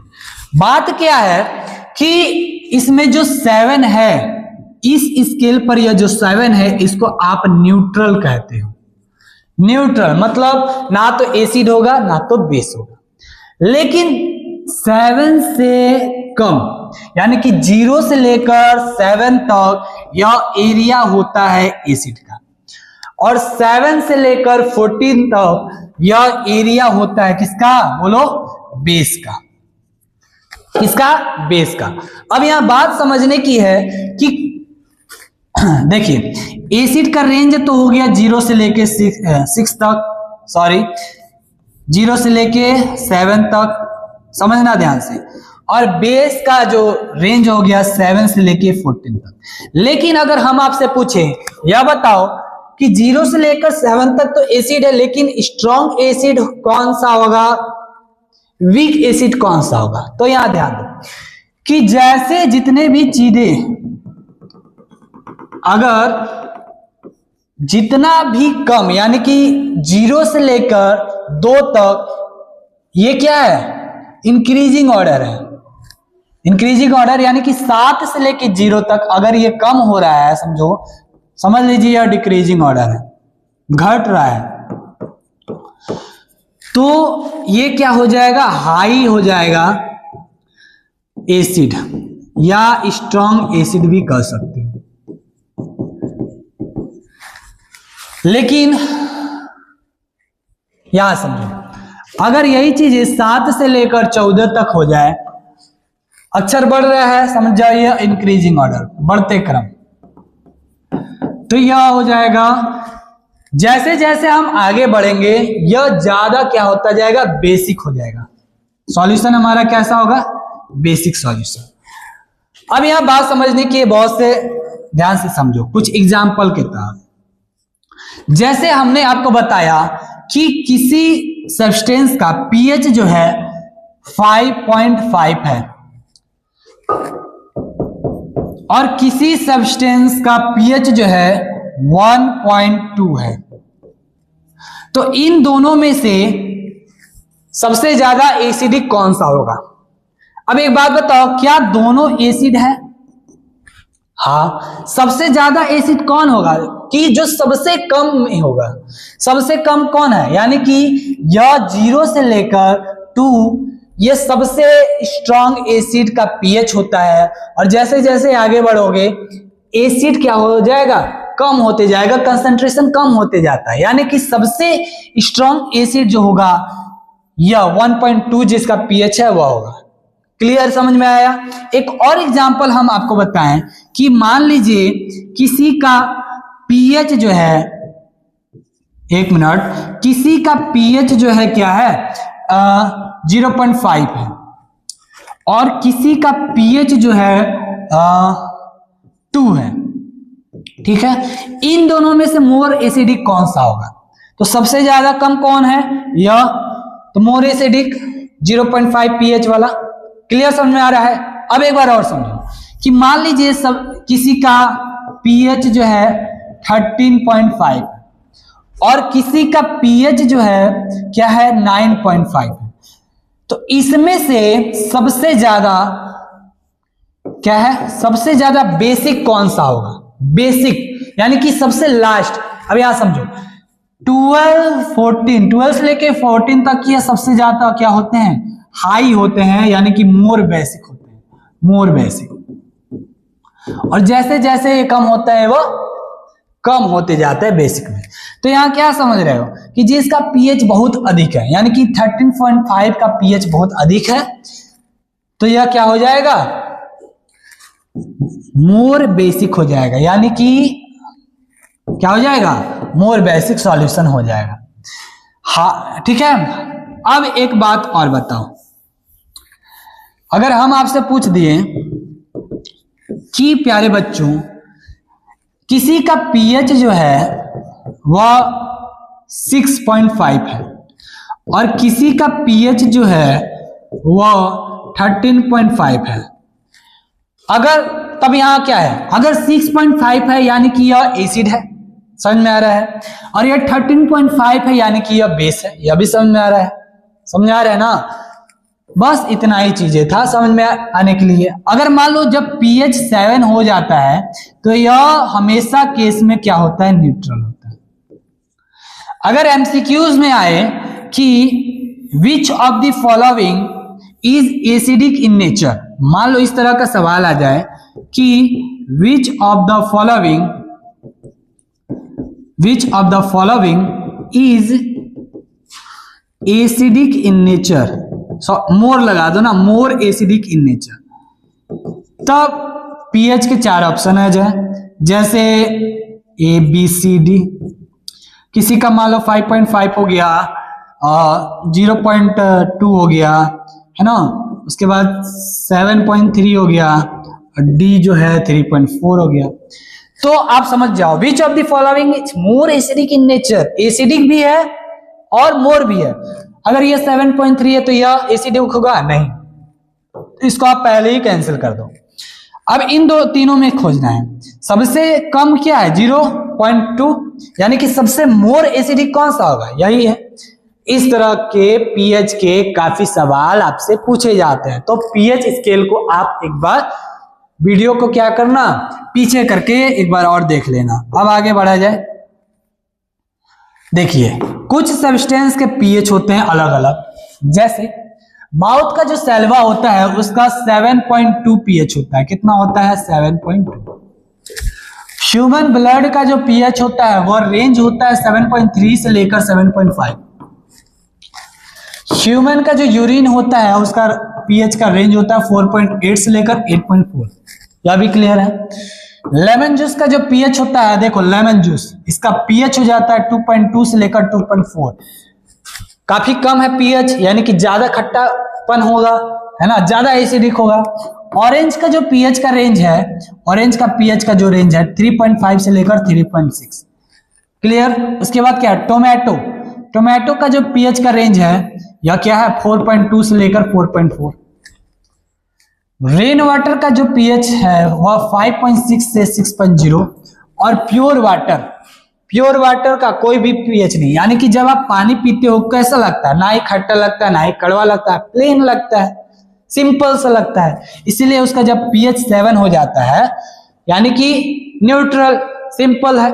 आगे बढ़ा जाए, काफी इजी है, यहां आप ध्यान दीजिएगा। देखिए मेन चीजें क्या है, इंडिकेटर्स। ये क्या है? दोज केमिकल, यहां ध्यान दो, those chemical substances which give information about the completion of a chemical reaction are called indicators. यानी कि इंडिकेटर्स एक ऐसी वस्तु है कि जब केमिकल रिएक्शन कंप्लीट हो जाए तो वह पहचान में आते हैं। जैसे सब चीज बोल रहा हूं, इंडिकेटर्स, किसी चीज को इंडिकेट करना, किसी चीज को पहचान करवाना। यानी कि इंडिकेट एक ऐसी वस्तु है जिसको आप किसी भी केमिकल रिएक्शन में डालोगे तो उस केमिकल रिएक्शन में हमको इंडिकेट करता हुआ पाया जाएगा। जैसे समझे, in fact indicators are weak organic acid और weak organic bases. Organic acid और ऑर्गेनिक बेसिस भी हो सकते हैं। मान लीजिए हमें जो है याद देखो क्या करना है, लिटमस पेपर ही है, लिटमस पेपर या हम बोल दिए कि यह जो है एक इंडिकेटर है। क्या है? इंडिकेटर है। अब मान लो हम जो है लिटमस पेपर को क्या कर दिए, एक सॉल्यूशन था, हमें नहीं पता यह एसिड है या बेस है। एक सॉल्यूशन था कुछ इस तरह से, हमने जो है क्या कर दिया, इसमें जो है लिटमस पेपर को डाल दिया और यह पहला ब्लू लिटमस पेपर को डाला गया। तो अगर यह बाय द वे रेड हो जाता है तो हमें इंडिकेट करता हुआ पाया जाएगा कि हाँ यह पहले ब्लू था अब रेड हो चुका है। तो जब रेड हो गया तो हमें यह पता चल गया कि हाँ यह जो लिटमस पेपर है रेड हो गया, तो यह सॉल्यूशन क्या हो गया, एसिड हो गया। यानी कि इंडिकेटर्स एक ऐसी वस्तु है जिसमें केमिकल रिएक्शन जब भी हो जाए तो वहां हमें जो पता चलता है कि केमिकल रिएक्शन पूरा हुआ है और हमें चीजें फाइंड हुई हैं। जैसे कुछ एग्जांपल्स है, सुनो। लिटमस यानी कि लिटमस पेपर, सबसे पहले है लिटमस यानी कि एसिड को रेड में कन्वर्ट करता है ना, और बेस जो होता है वह किस में चेंज करता है, ब्लू में। उसके बाद फेनोल्फथलीन, ये क्या करता है, एसिड को कलरलेस में कर देता है और बेस को पिंक में। एसिड बेस ही है, ध्यान देना। मिथाइल ऑरेंज क्या करता है, यानी कि एसिड में आप मिथाइल ऑरेंज को अगर डालते हो तो उसका कलर जो होता है रेड हो जाएगा, और एसिड को या बेस में आप मिथाइल ऑरेंज को डालोगे तो उसका कलर क्या हो जाएगा, येलो। मिथाइल येलो एसिड को रेड में और बेस को येलो में। थाइमोल ब्लू एसिड को रेड में, बेस को येलो में। उसके बाद कॉन्गो रेड और ब्रोमोफेनॉल ब्लू। मतलब क्या है कि अगर मान लीजिए लिटमस है, एक एग्जांपल यही है, समझाए थे कि अगर लिटमस पेपर है, जब आप लिटमस पेपर को एसिड में डालोगे तो उसका कलर क्या हो जाएगा, रेड में चेंज हो जाएगा। जब आप लिटमस पेपर को बेस में डालोगे तो उसका कलर क्या हो जाएगा, ब्लू हो जाएगा। लेकिन यह भी ध्यान देना कि अगर ब्लू होगा तो पहले तो रेड होना चाहिए तब तो यह ब्लू होगा, यह भी चीजें हैं। अगर रेड में होगा तो पहले तो ब्लू होना चाहिए तब तो रेड होगा। समझ में आ रहा है क्या बोल रहा है ना। तो देखो यह चीजें थी इंडिकेटर्स के बारे में, काफी अच्छी चीजें थी। स्क्रीनशॉट लेते रहिए, आगे बढ़ते रहिए। यहाँ देखो बात किया जाए यूनिवर्सल पीएच के बारे में। Universal pH indicators made by mixing several simple indicators together, यानी कि यूनिवर्सल पीएच इंडिकेटर्स बनाए जाते हैं कुछ सिंपल इंडिकेटर्स को आपस में मिलाकर। द रिजल्टिंग, और उसके बाद जो भी वस्तु का निर्माण होता है वह resulting mixture shows a wide range of colours up to 1 से 14। क्या मतलब है कि अगर मान लीजिए यह जितने भी इंडिकेटर्स थे ये क्या कर रहे थे, किसी को red, blue, colourless, pink, red, yellow, है ना, यानी कि इनके कलर्स जो है सीमित थे, समझिए।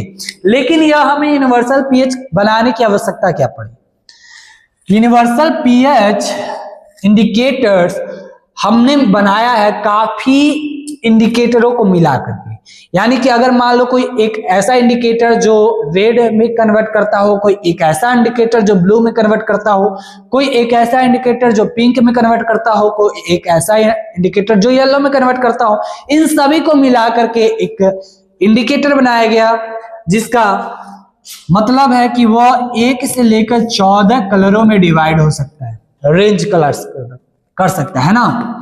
इसी को नाम दिया गया universal indicators. This type of mixture is called universal indicator. These are commercially available in the market in the form of indicator solution or pH test paper.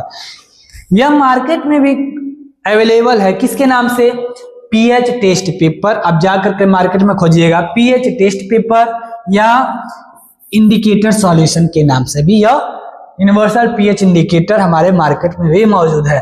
तो इंडिकेटर से आप क्या समझ गए कि इंडिकेटर्स एक ऐसा सब्सटेंस है जो इंफॉर्मेशन प्रोवाइड करवाता है केमिकल रिएक्शन पूरा होने तक। है ना, या केमिकल रिएक्शन जब पूरा हो जाए तब। बात समझ में आई? आगे बढ़ा जाए। देखिए यह हमने पढ़ लिया, यूनिवर्सल इंडिकेटर के बारे में भी पढ़ लिया। Universal pH indicator made by क्या, mixing several simple indicators together, the resulting mixture shows क्या, 1 से लेके 14 तक रेंज होता है colour. This type of mixture is called universal indicator. This are, यह कहाँ हमारे मार्केट में भी इंडिकेटर या पीएच टेस्ट पेपर के नाम से अवेलेबल है। आगे बढ़ा जाए। देखिए अब हमारे एवरीडे लाइफ में पीएच का क्या रोल है, importance of pH in everyday life, pH of the solution. सबसे पहले ध्यान दो, यानी कि मिट्टी में पीएच का क्या काम। For proper growth of plants and trees a certain pH range is between 5.8 to 7.5। यानी कि मिट्टी में अगर मान लो फसल लगा रहे हो तो उन फसलों या पेड़ पौधों का उपजाऊ जो है अच्छी तरह से तभी ग्रो करेगा जब उस मिट्टी का पीएच रेंज क्या होगा, 5.8 से लेकर 7.5 तक होगा। Therefore, for a good crop, first of all, we find the value of pH of the soil. इसीलिए हमें क्या करना चाहिए, सबसे पहले फसल लगाने से पहले सबसे पहले साइंटिफिक तौर पर उस मिट्टी का पीएच को जांच कर लेना चाहिए कि क्या उस मिट्टी का पीएच इस रेंज के अंदर, यानी कि 5.8 से लेकर 7.5 के बीच में आ रहा है कि नहीं। After that the grow of particular crop and choose the right fertilizer and use it. उसके बाद क्या हम कर सकते हैं, किसी भी मुख्य फसल को लगा सकते हैं और उसमें जो है जो उर्वरक डालते हो, खाद डालते हो, वह सही डिसीजन के साथ आप उसमें डाल सकते हो। तो क्या मतलब कि मिट्टी, यानी कि पीएच का क्या रोल है हमारे डेली लाइफ में। सबसे पहले मिट्टी के बारे में, मिट्टी का पीएच क्या होता है, रेंज क्या होता है, 5.8 से लेकर 7.5 हमें जांच करना चाहिए अपने फसलों को अच्छी तरह से उगाने के लिए। अब हमारे डाइजेस्टिव सिस्टम में, पाचन तंत्र में पीएच का क्या रोल है, समझो।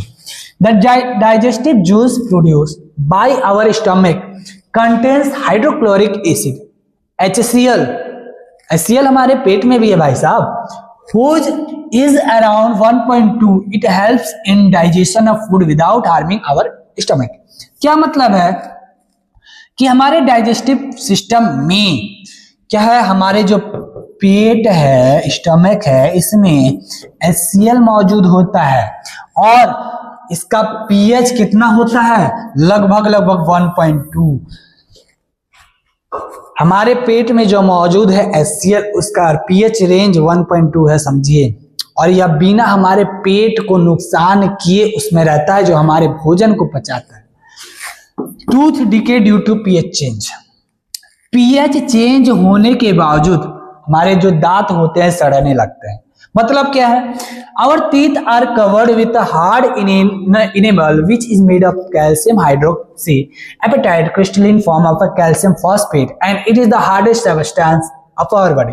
मतलब कि जो हमारा दांत है वह कवर्ड होता है एक व्हाइट सब्सटेंस से, जो कैल्शियम हाइड्रोक्साइड एपेटाइट का बना होता है, यानी कि व्हाइट कलर का जो इनेमल होता है उसको, एंड सबसे हार्डेस्ट सब्सटेंस होता है हमारे बॉडी का। It also protects our teeth from decay, और वह जो है हमारे दांतों को सड़ने से बचाता है। But pH value of our mouth starts falling below 5.5 कि हमारे दांत का जो पीएच होता है वह 5.5 से कम होने लगता है, स्टार्ट डिकिंग। अगर 5.5 से कम होने लगे तो क्या बताओ, यह क्या होगा, ज्यादा एसिडिक की ओर जाने लगेगा, यानी कि 5 हो जाए, 4 की तरफ चले जाए तो यह क्या है, ज्यादा एसिडिक होने लगेगा। स्वाभाविक सी बात है, अगर एसिडिक होने लगेगा तो हमारे दांत भी खराब हो जाएंगे। तो इतनी सारी चीजें हैं importance of pH in everyday life के तहत। क्लियर है? अब यहां देखो, यह एक छोटू सा न्यूमेरिकल है कि if the pH value of a solution is 4, find the H+ and OH ions concentration present in it। तो क्या करोगे, सबसे पहले देखो, अगर इसमें पीएच दिया है और पीएच वैल्यू दिया है किसी भी सॉल्यूशंस का 4 दिया है, आपको क्या फाइंड करना है बच्चों, H+ आयन और OH का माइनस आयन। ध्यान दो, सबसे पहले यह जो H प्लस होता है यह 10th पावर माइनस का pH होता है, और यहां जो H प्लस है 10 का पावर माइनस pH कितना दे दिया है 4, तो यहां हो जाएगा -4, यानी कि आप जो है H प्लस आयन निकाल चुके हो। कुछ फॉर्मूला में जैसे क्या होता है, यहां देखिए, हाइड्रोनियम आयन और हाइड्रोक्सिल आयन को क्या करते हो, मल्टीप्लाई करते हो, तो यह बराबर हो जाता है 1 to the power 10 का पावर -14 के हिसाब से। जब यह, अब आपको क्या निकालना है, हाइड्रोनियम आयन, और यह हो गया OH की जगह क्या निकल गया 10th पावर -4, यानी कि आप इसको लिख सकते हो 10th का पावर -4, और यह हो गया 1 का पावर 10 का पावर -14। इसके बाद आप क्या करोगे, हाइड्रोनियम आयन निकाल दोगे। इस तरह से आपका यह जो न्यूमेरिकल है तैयार हो गया। यहां देखिए 1 का पावर 10 का पावर -4 है, तो अंततः हमारा रिजल्ट क्या आएगा, इसके बाद 10 का पावर -10 मोल पर लीटर। क्लियर है। इस तरह से जो सवाल पूछा था कि pH हमारा 4 दिया था, किसी भी सॉल्यूशन का आपको H निकालना था, H प्लस आयन और OH माइनस आयन। क्या करोगे, H प्लस आयन का फॉर्मूला जो हो जाता है 10 टू पावर -pH, अगर यहाँ pH दिया अगर pH दिया 4 तो यह हमारा H प्लस आयन निकल गया। इन दोनों केस में मल्टीप्लाई करने पर वैल्यू किसके बराबर हो जाता है, 1 का पावर 10 का पावर -14। उसके बाद आपका पूरा कैलकुलेशन। इसके तहत अगर आगे बढ़ा जाए न्यूमेरिकल के बाद, तब आपका टॉपिक आ जाता है सॉल्ट के बारे में, और यह आपका काफी मोस्ट इंपॉर्टेंट टॉपिक है। ठीक है, सॉल्ट और इससे रिलेटेड इसकी पूरी फैमिली समझते हैं कि एक salt is a compound that is form by the hydrogen ion of an acid by a metal ion. क्या मतलब है कि मेटल आयन से एसिड हाइड्रोजन आयन बनता है। देखो, एसिड और बेस को जब भी आप रिएक्ट करवाओगे तो न्यूट्रलाइजेशन रिएक्शन होगा, अर्थात सॉल्ट बनेगा और हाइड्रोजन गैस बनेगा। समझो ध्यान से, एसिड और बेस को जब भी आप रिएक्ट करवाओगे तो सॉल्ट बनेगा और वाटर बनेगा। एग्जांपल बार बार हम आपको बताएं, क्या HCl एक एसिड है जी, उसके बाद NaOH क्या बेस है जी। जब भी आप इसको रिएक्शन करवाते हो तो क्या बन जाएगा, H और H ये मिल करके क्या बनाएंगे, वाटर, और NaCl बच जाएगा। तो वह सॉल्ट का फॉर्मेशन कैसे हो सकता है कि जब भी आप एसिड और बेस के साथ रिएक्शन करवाते हो तो सॉल्ट बनेगा और वाटर बनेगा।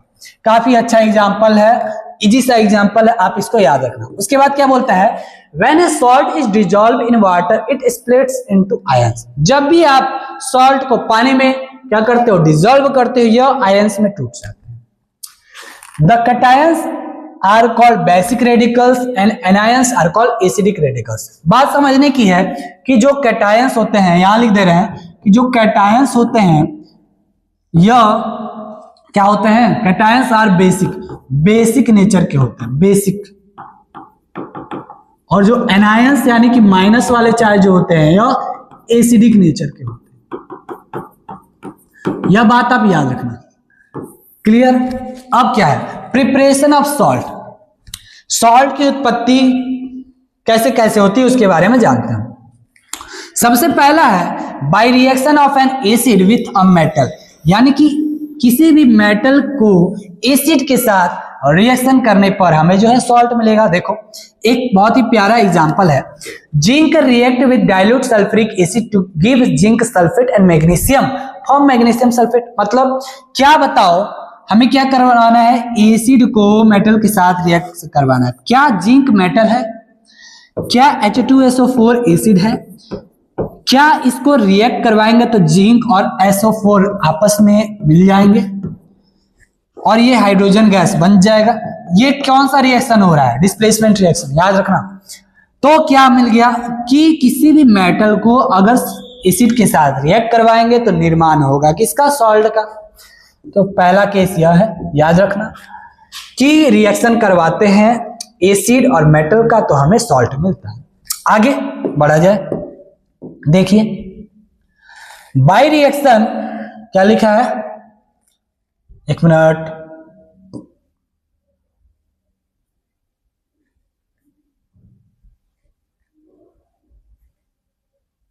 हाँ, क्या है, by reaction of an acid and base, यानी कि एसिड और बेस को खुद रिएक्ट करवा के, तो फिर बताया है वही न्यूट्रलाइजेशन रिएक्शन है। HCl एसिड और बेस इन दोनों को रिएक्ट करवाओगे तो क्या बनेगा, सॉल्ट और वाटर। इस केस में आइए, by reaction of metallic oxide with acid, metallic oxide, क्या यह मेटेलिक ऑक्साइड है, ZnO मेटेलिक ऑक्साइड है। और मेटेलिक ऑक्साइड कैसा होता है, कौन सा नेचर का, बेसिक, और इसको आप रिएक्ट करवाओगे एसिड के साथ, जैसे H2SO4 है। सेम केस यहां बनेगा जिंक सल्फेट और H2 हाइड्रोजन गैस। क्या है जी, मेटेलिक ऑक्साइड है। मेटेलिक ऑक्साइड हमेशा क्या होता है, बेसिक नेचर का होता है, अर्थात यह बेस हो गया और यह एसिड हो गया, रिएक्ट करके सॉल्ट बना लिए और वाटर बना लिया। ठीक है, अगला, by reaction of hydroxide of metal with acid, यानी कि मेटल के हाइड्रोक्साइड के साथ एसिड जब रिएक्ट करता है, यहां लिख रहे हैं देखो, क्या यह मेटल है और इसका यह हाइड्रोक्साइड है। जब भी आप एसिड के साथ रिएक्ट करवाओगे तो जिंक इसका, SO4 इसका, तो जिंक सल्फेट बन जाएगा और वाटर बन जाएगा। क्लियर है। तो क्या समझे कि आप मेटल ऑक्साइड, मेटल हाइड्रोक्साइड और एसिड के साथ जब भी रिएक्ट करवाते हो तो आपका फिर मिलेगा क्या, सॉल्ट और वाटर। काफी इजी है। अगला, by reaction of carbonates of metal react with acid, जब आप मेटल के कार्बोनेट के साथ एसिड को रिएक्ट करवाते हो तब क्या क्या चीजें बनती हैं, देख लो। एक एग्जांपल यहां लिखा है, जैसे Na2 सोडियम मेटल है और इसका कार्बोनेट, इसको जो है एसिड के साथ रिएक्ट करवाते हो तो बन जाता है NaCl, और यही NaCl क्या है, सॉल्ट है। हमें सॉल्ट ही तो बनाना है और बन जाता है कार्बन डाइऑक्साइड और वाटर। काफी क्लियर कि जब आप मेटल के कार्बोनेट को, यहां लिखा है ना, by reaction of carbonates of metal, जब आप मेटल के कार्बोनेट को एसिड के साथ रिएक्ट करवाते हो तो सॉल्ट बनेगा, कार्बन डाइऑक्साइड बनेगा और वाटर बनेगा। सभी चीजें का स्क्रीनशॉट ले लीजिए, अपने कॉपी में राइट डाउन करते रहिए। आगे बढ़ा जाए, 1 मिनट, ठीक है, आगे बढ़ा जाए। देखिए, टाइप्स ऑफ सॉल्ट के बारे में पढ़ा जाए। एक ऐसा टॉपिक है जो बहुत ध्यान से समझिए। क्या है कि सबसे पहले टाइप्स ऑफ सॉल्ट में कई तरह के सॉल्ट आते हैं, नमक, लवण, कई प्रकार के। देखो, सबसे पहले normal salt, the salt which are form by displacing all the replaceable hydrogen atoms of acid are called common salt. यानी कि कॉमन सॉल्ट उसे कहा जाएगा जब वह बनता कैसे है, हर एक हाइड्रोजन गैस डिस्प्लेस हो जाए। जैसे एग्जांपल समझो, अगर HNO3 है और यहाँ NaOH है, जब भी आप इसको रिएक्ट करवाओ तो क्या बनेगा, Na इसका, NO3 इसका, बन जाएगा NaNO3, और इसमें जो भी हाइड्रोजन वाले एलिमेंट हैं वह क्या कर जाएंगे, रिप्लेस हो जाएंगे। तो कॉमन सॉल्ट आप उसको कहोगे, कॉमन सॉल्ट तभी बनता है जब एसिड और बेस को जब रिएक्ट करवाओगे तो जितने भी हाइड्रोजन के एटम्स या एलिमेंट होंगे वह रिप्लेस कर जाएंगे, यानी कि पूरी तरह से हट जाएंगे। तब जिसका निर्माण होगा आप उसको क्या कहोगे, common salt. Example, NaNO3, KCl, K2SO4, Na2SO4, CuSO4, FeCl3। ठीक है, यह रिएक्शन हो गया। HNO3 प्लस NaOH, देखो यहाँ क्या हो रहा है, NaNO3 मिल रहा है, H2O सब बाहर। यहाँ देखो, HCl और KOH को जब रिएक्ट करवा रहे हो तो H इसका और OH इसका सब रिप्लेस कर गए, अलग बाहर हो गए। जो बच गया वो क्या कहलाएगा, कॉमन सॉल्ट, KCl। अब अगला है एसिडिक सॉल्ट, इसको आप बहुत ध्यान से समझिए। The salt which are form due to partial displacement of hydrogen atoms of an acid are called acidic salt. Acidic salt समझना ध्यान से। एग्जाम्पल, अगर यहाँ H2SO4 है और यहाँ NaOH है, जब आप इसको रिएक्ट करवाओगे, ध्यान से समझो, यानी कि एसिड से, H2SO4 क्या है, एसिड है। एसिडिक सॉल्ट उन्हें कहा जाएगा जब एसिड से पार्शली हाइड्रोजन रिप्लेस करेगा, पूरी तरह से नहीं, पार्शली। जैसे इसको जब आप रिएक्ट करवाओगे तो Na इसका, NaHSO4 और यहाँ H2O बन जाएगा। अब यहाँ क्या समझे, एक हाइड्रोजन तो यहाँ बच जा रहा है, इस हाइड्रोजन को भी यहाँ चले जाना चाहिए था, तब ये कॉमन सॉल्ट हो जाता, लेकिन एसिड को आप क्या कर रहे हो, यहाँ बचा रहे हो, यानी कि हाइड्रोजन आयन पूरी तरह से रिप्लेस नहीं हुआ है, इसीलिए यह क्या कहलाया जाएगा, acidic salt. The salt which are form due to partial displacement of hydrogen atoms of an acid. Acid से पार्शियल क्या होता है, डिस्प्लेस होता है, उसे एसिडिक सॉल्ट कहा जाता है। अगला basic salt, same case, those salts which are formed by partial neutralization by an acid of a base are called basic salt। Example समझते हैं, MgOHCl magnesium oxy hydrogen chloride है ना, BiOCl, ZnOHCl। यहाँ देखो क्या यह एग्जाम्पल, यहाँ देखो ZnOHCl प्लस HCl, जब भी आप इसको रिएक्ट करवाते हो तो ZnCl2 बनेगा और H2।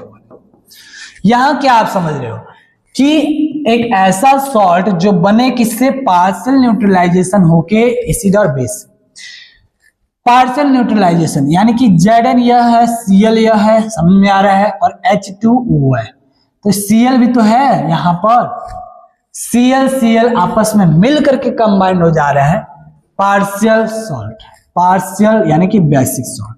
Double salt, double salt, यहां देखो example, when two or more salt combine to form such a salt in a solution, यानी कि दो सॉल्ट जब आपस में मिल करके एक दूसरा सॉल्ट बनाए, whose dissolving properties are similar to that of original salt, और यहां भी है उसके घुलने की शक्ति जो है क्या हो, पहले की तरह ही हो, उसे क्या कहोगे, double salt. when two or more salt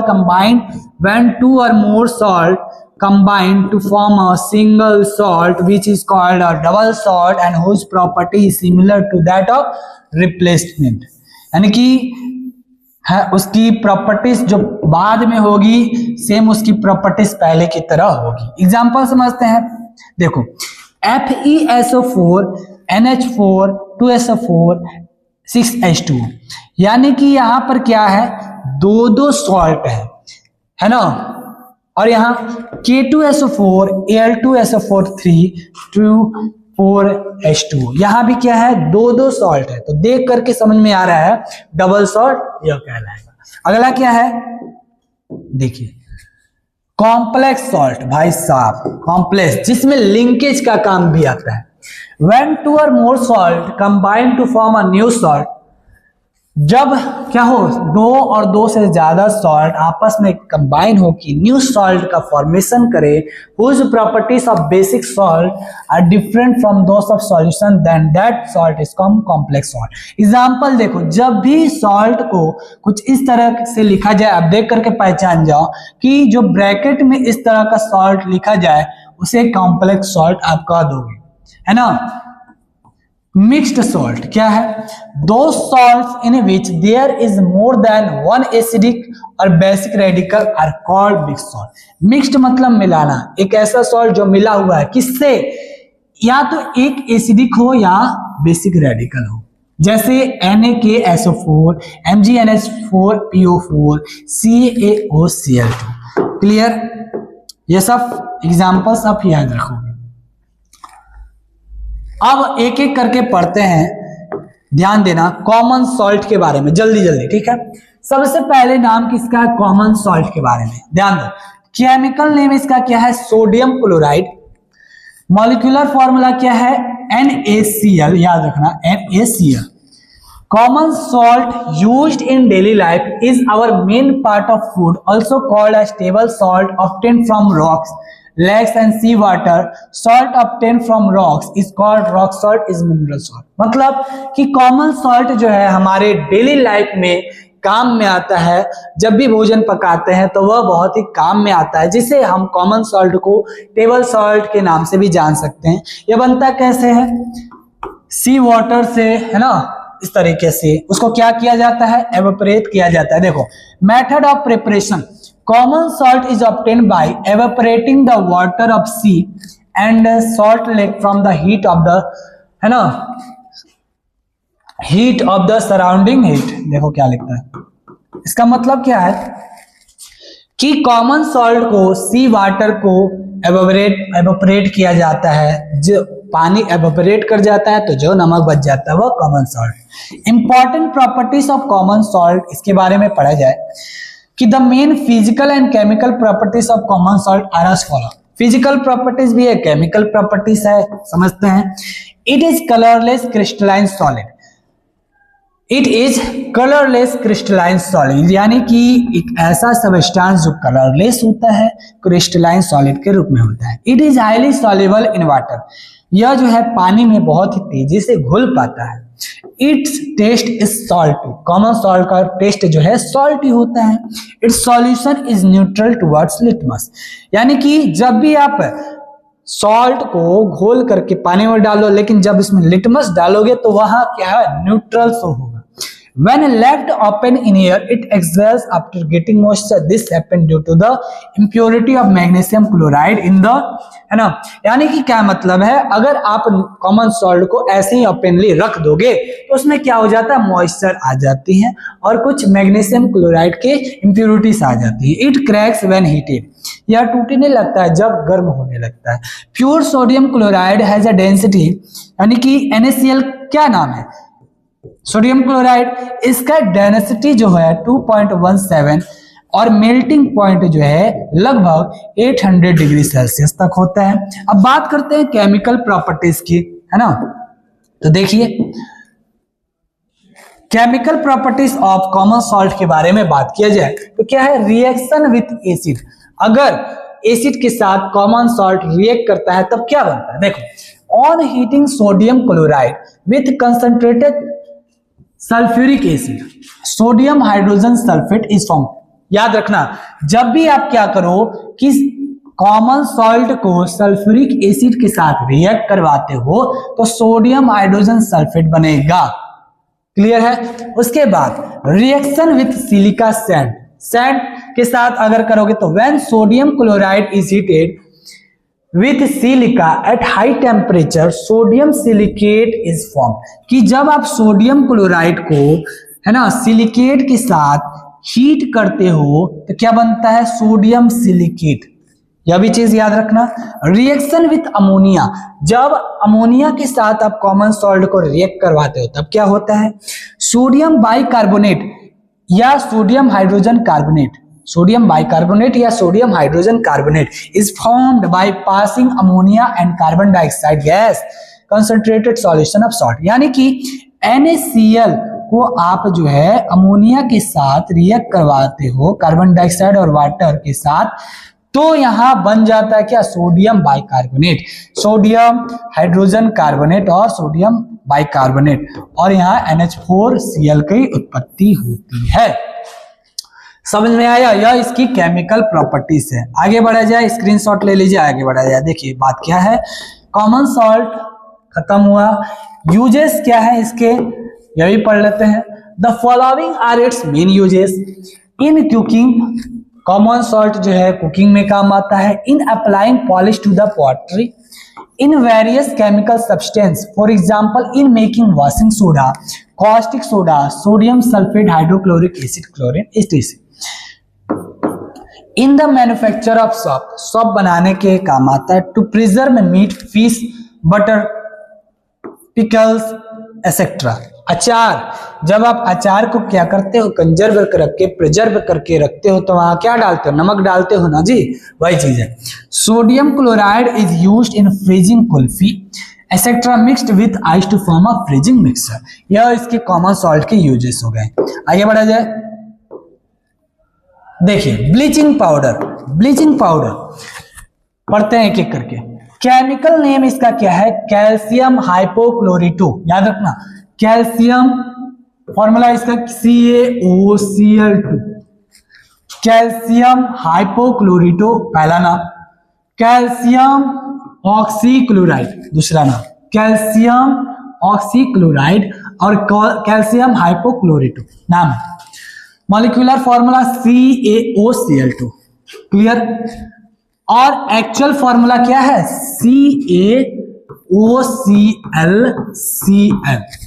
इसका मतलब कैल्शियम ऑक्सीक्लोरेटो क्लोराइड, फिर से कैल्शियम ऑक्सीक्लोरेटो क्लोराइड। क्लियर? याद रखना CaOCl2 कैल्शियम ऑक्सीक्लोराइड। यहां देखो method of preparation, bleaching powder बनाया कैसे जाता है। ब्लीचिंग पाउडर इज ऑब्टेन्ड, यह ब्लीचिंग पाउडर है, is obtained on reaction of chlorine with dry slack lime. Chlorine यह है और ड्राई स्लैक लाइम यह है कि जब ड्राई स्लैक लाइम को क्या किया जाता है, क्लोरीन के साथ रिएक्ट करवाया जाता है तो हमारा CaOCl2 बनता है, अर्थात ब्लीचिंग पाउडर का निर्माण होता है। क्या समझे कि जब क्लोरीन को ब्लीचिंग पाउडर कि जब क्लोरीन को ड्राई स्लैक लाइम के साथ रिएक्ट करवाया जाता है तो ब्लीचिंग पाउडर बनता है। फिजिकल प्रॉपर्टीज क्या है? Bleaching powder is a light yellow powder, यानी कि हल्के पीले कलर का होता है, हल्का होता है। It has a characteristic pungent order of chlorine.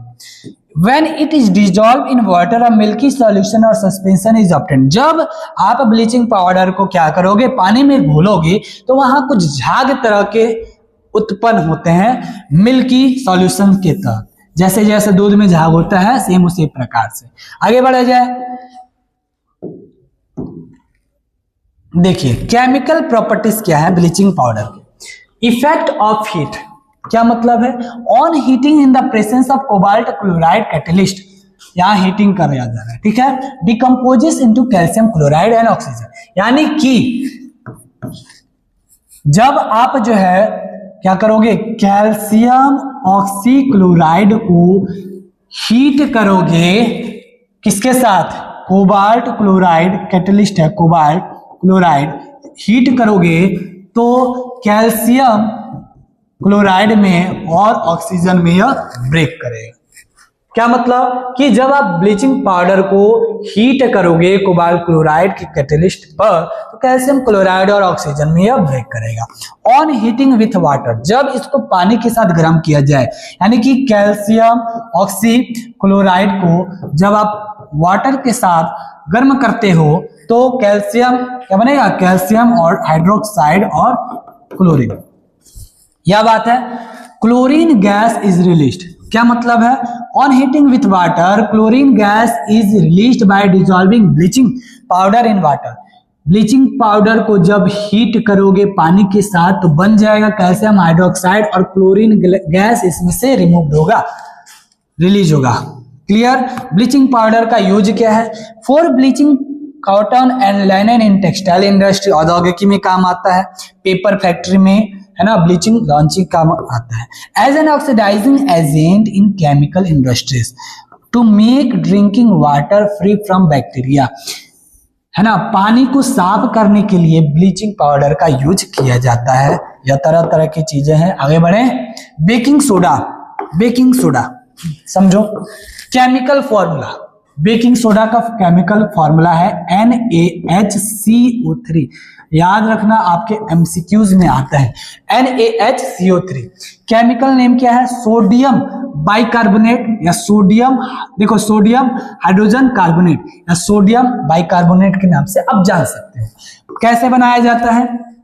देखिए, white crystal of sodium bicarbonate, white crystal of sodium bicarbonate are obtained when carbon dioxide gas is passed through an aqueous solution of sodium carbonate। यानी कि जब भी sodium carbonate को क्या किया जाता है, पास किया जाता है वाटर के साथ और कार्बन डाइऑक्साइड के पास, तो यह बनाता है क्या, 2NaHCO3, सोडियम बाइकार्बोनेट का फॉर्मेशन करता है। फिजिकल प्रॉपर्टीज क्या है? It is a white crystalline solid, फिर it is a soluble even in a small amount of water, its aqueous solution is a alkaline। when mixed with raw milk the milk burst late। Clear? Screenshot ले लो, आगे बढ़ा जाए। ये notes आपके Telegram में मिल जाएगा, एक बार और अपने नोट से पढ़ लीजिएगा। यहां देखिए केमिकल प्रॉपर्टीज भी कुछ होंगी बेकिंग सोडा के। Effect of heat, on heating it decomposes into sodium carbonate and release carbon dioxide gas. यानी कि आप क्या करो, सोडियम हाइड्रोजन कार्बोनेट को हीट करोगे तो सोडियम कार्बोनेट वाटर और कार्बन डाइऑक्साइड में ब्रेक करेगा। रिएक्शन विथ एसिड, जब आप क्या करोगे, बेकिंग सोडा को एसिड के साथ रिएक्ट करोगे तो सॉल्ट बनेगा, वाटर बनेगा, कार्बन डाइऑक्साइड बनेगा। एग्जांपल, क्या NaHCO3 बेकिंग सोडा है, क्या HCl एसिड है। यह जब रिएक्ट कर जाएंगे तो NaCl बनेगा, इसका Na, इसका Cl, NaCl बनेगा, सॉल्ट कहलाएगा, है ना। उसके बाद क्या बनेगा, H2O बनेगा, वाटर कहलाएगा, और CO2 कार्बन डाइऑक्साइड कहलाएगा। काफी इजी है। यूज क्या होता है बेकिंग सोडा का, as reagent in laboratory, laboratory में रिएजेंट का काम आता है। एज एन एंटीसेप्टिक के तौर पर काम किया जाता है। In the form of making foamy drinks, foamy drinks बनाने के यह काम आता है। आगे बढ़ा जाए, वॉशिंग सोडा के बारे में पढ़ा जाए। वॉशिंग सोडा देखिए केमिकल फॉर्मूला क्या है, बहुत ध्यान से समझो। Na2CO3.10H2O, या 10H2O इसको बोला जाता है डेकाहाइड्रेट, समझो। Soda S sodium carbonate, washing soda या सोडियम कार्बोनेट डेकाहाइड्रेट के नाम से भी जाना जाता है, याद रखना। वॉशिंग सोडा को फॉर्मूला लिखना हो तो याद रखना Na2CO3, ठीक है, यहां तक भी लिख सकते हो, और नहीं तो 10H2। क्या बात है समझिए, कैसे बनाया जाता है कि जब आप sodium carbonate is obtain from sodium chloride, ध्यान से समझो एक एक स्टेप। NaCl को आप जो है वाटर के साथ और कार्बन डाइऑक्साइड के साथ और अमोनिया के साथ सबके साथ रिएक्ट करवाते हो तो NaHCO3 मिलता है। क्लियर है। और इसी NaCO3 को जब आप हीट करते हो, क्या करते हो, हीट सोडियम हाइड्रोजन कार्बोनेट, इसको जब आप हीट करते हो तो बन जाता है Na2CO3 H2O और CO2। इसके बाद जब Na2CO3 बन जाता है, washing soda is obtain bye recrystallisation of sodium carbonate, it is also a basic salt. यानी कि इसके बाद आपको किया जाता है रिक्रिस्टलाइजेशन। इस स्टेप के बाद, है ना, देखो क्या किया जाता है, Na2CO3 को रिक्रिस्टलाइजेशन किया जाता है, तत्पश्चात हमें वॉशिंग सोडा मिलता है जिसका फॉर्मूला हो जाता है Na2CO3 10H2O, sodium carbonate decahydrate, sodium carbonate decahydrate. Case याद रखना, एक बार और रिवीजन करवा दे, आगे बढ़े। देखिए सबसे पहले NaCl सबसे पहले बनाया क्या जाता है, ध्यान दो, NaHCO3 बनाया जाता है, क्या कर NaCl वाटर और कार्बन डाइऑक्साइड अमोनिया को आपस में रिएक्ट करवाकर। NaHCO3 जब बन जाए इसे हीट किया जाता है, तत्पश्चात Na2CO3 बनता है, वाटर बनता है, कार्बन डाइऑक्साइड बनता है। अब उसी Na2CO3 को रिक्रिस्टलाइजेशन किया जाता है, तत्पश्चात हमें यह पूरा वॉशिंग सोडा मिलता है। ठीक है, इसके आगे बढ़ा जाए। देखिए इसके कुछ फिजिकल प्रॉपर्टीज है, केमिकल प्रॉपर्टीज से पढ़ते हैं। Washing soda is an orderless white crystalline substance with 10 molecules of crystallisation water in 1 molecule. Formula में था ना, हाँ। It dissolve in water and provide sufficient heat, यह पानी में घुलकर काफी हीट प्रोवाइड करता है। Keeping it in dry air removes the crystallisation water molecules and heating to form anhydrous sodium carbonate। Chemical properties क्या है, effect of heat, crystalline sodium carbonate on heating lightly और expose to air it turns क्या into anhydrous sodium carbonate. ठीक है, उसके बाद जब आप क्या करते हो, वॉशिंग सोडा को हीट करते हो, देखो crystalline sodium carbonate on heating lightly और expose to air it turns into sodium carbonate. है ना।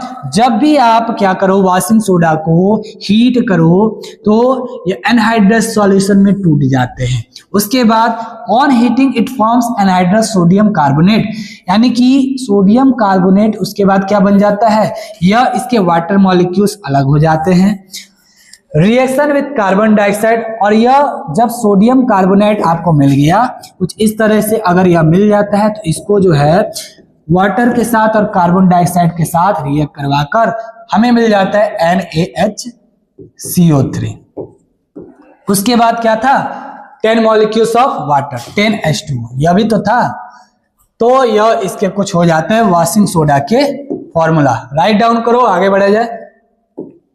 उसके बाद देखो कुछ पीओपी बच गया है, हाँ, प्लास्टर ऑफ पेरिस, इससे भी सवाल आते हैं आपके, इसको भी पढ़ा जाए। फॉर्मूला देखो, केमिकल फॉर्मूला क्या है कि बोलोगे कैल्शियम सल्फेट CaSO4 1/2H2O। 1/2 का मतलब hemi hydrate, calcium sulphate hemi hydrate, है ना। देखो नाम लिखा है plaster of Paris calcium sulphate hemi hydrate.